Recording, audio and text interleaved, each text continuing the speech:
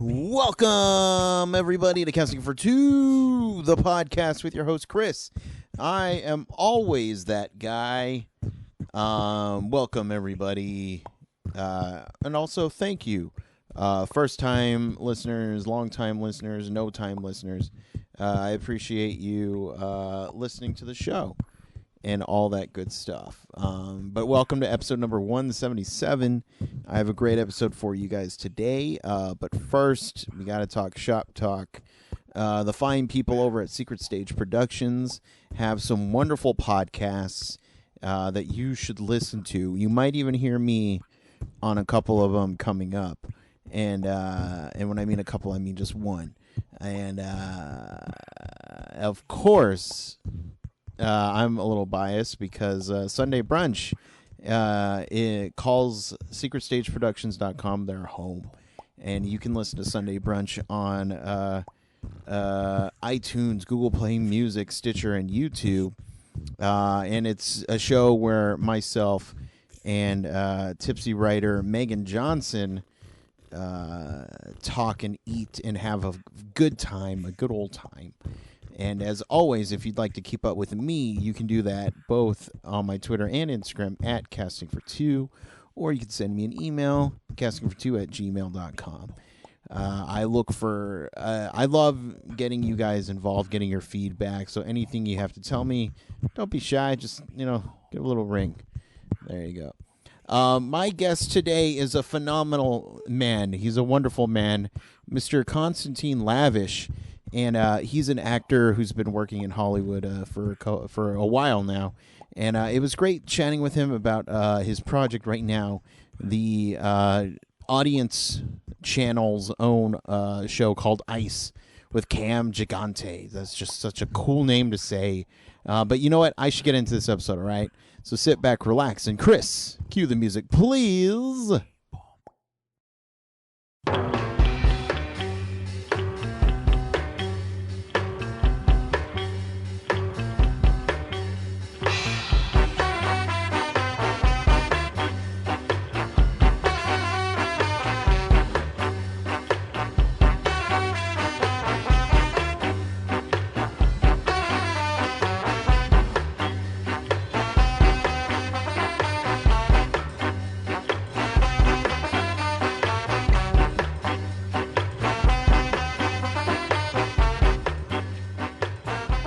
Hello. Hello. Hey, Konstantin, how's it going? Good. How are you doing? I am doing well. Very well. How is your morning going? Pretty good indeed. How was yours? The weather is lovely. Are you in LA or? No, I'm in San Antonio, Texas. All right. Well, there you go. Must be warmer there for sure. Yeah, except it's been raining a lot the past couple of days. And it's very cloudy right now. Honestly, it makes me just want to take a nap. It does that too, doesn't it? Yeah. I love the rainy weather because we don't get much of it here, and last week was very sort of cold and rainy. But today we got the sun back out and it's back to sort of business as usual, There you go. Mm-hmm. Yeah. No, I grew up in Oregon, so I'm very used to the rain. And I like the rain, but Texas rain is not. It's very different than Pacific Northwest rain. No, for sure. I lived in Minnesota for a while, so I know all about the weather. Yeah, exactly, and how it just changes on the dime. Oh yeah. And so in your since you have lived all these places, what is your ideal place to live, like weather-wise? Well, I'm used to California so much now, Southern California, that this seems to be the norm in a way. Yeah. And, when they call California the livery, it does make sense because it's just such an optimal climate for a human being, seems like. I am used to, since I was a kid, to seasons, of course. So, right. I sort of miss the awakening of the world in the spring and the slumber in the fall and all that. So I guess I'm just used to this now. And visiting seasons is great, but yeah. No, I hear you. It's whenever it's the fall here or Christmas time, which happens in the fall, of course. Yeah, right. It doesn't feel like Christmas to me, just because it's not cold, there's no snow. It's just very weird to me. It just feels like another day. It is, yeah, and there's no sense of the holidays in Los Angeles anyway. So my wife is from Utica, New York, though, and Hmm. her family is in Pittsburgh. So, every now and then we'd be able to go for Christmas to over there, and then of course it feels a little more like the holiday is upon us. Right. And my mom lives in England, so that's another story, because in England they observe Christmas very differently, much more strictly, I'd say. 24th, 25th, you can't really go out and have a meal Okay. because there's nowhere to go to. Everything's closed. Gotcha.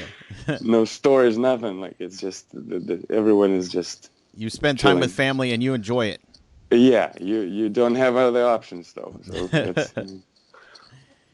There you go. There you go. So as you can see, this is a pretty loose show where we can talk about whatever we like.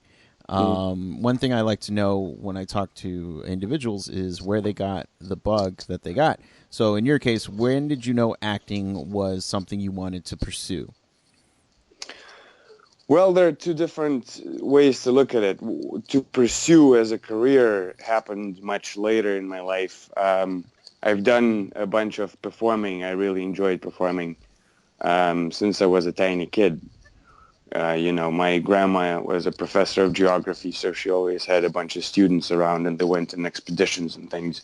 Mm-hmm. And seeing their dull faces, tired and all, made me, at the age of, I mean, we're talking 5, 6 and all that, read poems to them and sort of make jokes and tell the anecdotes to sort of inspire people to feel better. Yeah. So it really started when I was a kid, but I didn't perceive it as a career per se, because it just felt like it's something you do on the side, you know. Mm-hmm. So when the age of 16, I graduated high school in Minnesota and Belarus. I was an exchange student there, and I was in a drama program there and all that. I came back to Belarus, and it's a brand new country, basically, right after the fall of the Soviet Union, a few Mm-hmm. years after. So it felt like a real profession would be, getting a real degree, so to speak. There was a bit of a stigma with that. Actor is not a profession per se. Right. That's not how I perceived it necessarily, but that's the perception of the world around me. So another thing I always wanted to do was diplomacy, because it felt so cool and interesting, and travel the world with this James Bondish sort of world I imagined. So that's the degree I got, and I worked in that. But then, having spent a few years in that, it felt, wrong. So then I changed it up and went to California to do this. Yeah. There you go. And then you just, how was it first going from, starting out from where you came from to California? Was it just a huge culture shock for you? It was indeed. Even though I've spent a year and then a couple of visits to Minnesota, and I've been to New York, actually moving to LA was a shock, because, Mm-hmm. as you probably know, Los Angeles is not exactly America in a standard sort of perception. Yeah. It's very different. It's a place of its own, and it has people from everywhere, and not necessarily just all over America, but all over the world as well. So it is this huge pot that's not melting so well. And the climate, of course, and everything, it seemed like magic, and it took me a while to get used to it at first. Mm-hmm. And of course, the industry, because it is indeed an industry here. It's not what it is back where I'm from. It's an industry. Right. So getting into it and understanding how it functions and works took a minute as well, because a lot of actors I've spoken to seem to spend a lot of time really just adjusting and learning how to approach the goals that you have in the city. And there's a bunch of books and resources, of course, and now I know what they are. But, when I started, I knew nothing at all. So it was a bit shocking, yeah. Yeah, yeah. And so when you're, kind of getting into the groove of, LA and the industry and all that, do you have any just kind of bad audition stories from when you were just starting? Sure. Sure, we all do. There were plenty. I mean, it's the basic concept sort of how it's supposed to work is you come in dressed normally, but sort of suggesting the character. Right. You come in, hi, you do your thing, bye, and you leave. And that's basically what's expected of you. Hopefully you don't suck. But either way, it's supposed to be very sort of, you don't shake anybody's hand or hug them or talk about whatever you want. You don't take up their time because Right. everyone's so busy. Those little things you don't really understand necessarily. So when I had one of the auditions, what was it for? I think it was a commercial where it's more acceptable to dress up a little bit. Mm-hmm. It was a period piece, and I dressed up. I went all out. I went and collected an outfit and all of that, and I spent the whole day getting ready for it. And I walked in there with a sword, and all that. Yeah. Arr, mateys. And, and they looked at me like I was an idiot, and they said, all right, just stand on the mark, please. They took a picture, and they said, thank you. That's all. Thanks. Oh. Just thank you. Go now. Leave. And turned out it was just that's all they wanted was a picture of a person to see if they fit the requirements of whatever the commercial was for. Oh, okay. So it was just, sometimes you go over for no reason really. And then, of course, there were a few where, at first at least, I was, again, not understanding how simple it should really be. It was more of a give me a minute to prepare and this and that. And the part was literally a bank teller saying, next, please. Right, one of right. those little co-star parts where there's nothing to do, really. You just have to say the words and get out. So over-preparing was definitely a funny thing at times. There you go. There you go. But you know what? I bet that if they asked you any question about the bank teller, you could answer it no problem. Oh, yeah, no. I had the whole, spy-like backstory of the whole thing, Yeah. and you come in and you say, yes, I have this, I got this. And, Right. I trained myself to count money with one hand. And, I'm just I'm a great bank teller, like you. And they looked at me again like I was from another world. They just ran the camera real quick. I'm not sure if they even ran the camera. I think they just faked it. Gotcha. To get rid of me sooner. Oh, jeez. Well, then let's talk about how you got onto the show called Ice. What was the process of getting that gig? Well, with that one, I was a bit more.